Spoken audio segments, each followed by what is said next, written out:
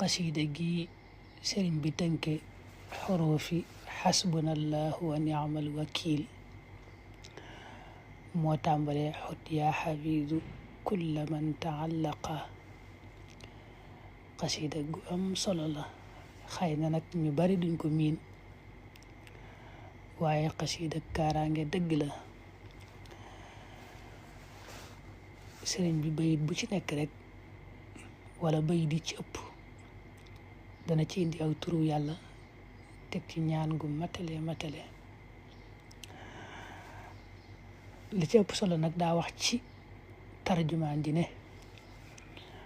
wajaal kulla mawdixin fiihi alqasida allati aqadtuha min hadihi alxuruf mawdia amnin wa bushaara wa maaruf. mooy saa boroom na nga ma defal qasida gii nga xam ne daa ko tënke xurufi xasbunallahu wa ni'mal wakili.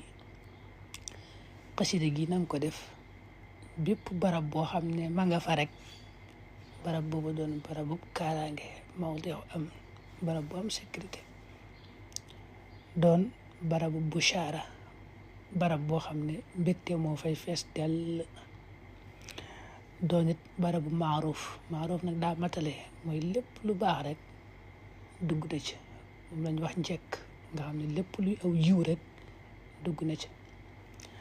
nga xam ne kon nee na ko saa borom xasida gi fuñ ko def mu nekk fa rek na fa ñett yi nekk, mooy na am kóolute, am kaaraange, na fees dellit ak mbégte, fees dellit ak njëkk, muy lépp luy aw yiw. nga xam ne kon xasida gi mënees na ko def ci palaas boo yëngutoo wala néeg boo dëkk wala bépp barab boo xam ne daal taamu nga yett yooyu am fa, mën nga ko faa def moom xasida gi. niñ ko waxee léegi it mat nay bari la jàng lool, ndax bayit bu ci nekk rek wala bayit di ci ëpp tur yàlla wa nga koy ubbee dana ca teg ñaan gu matale. bayit bu njëkk bi sax daa tàmbali rek ne xut yaa xafiizu kulla man taallaqa biya li wajhika wa kulli atliqa.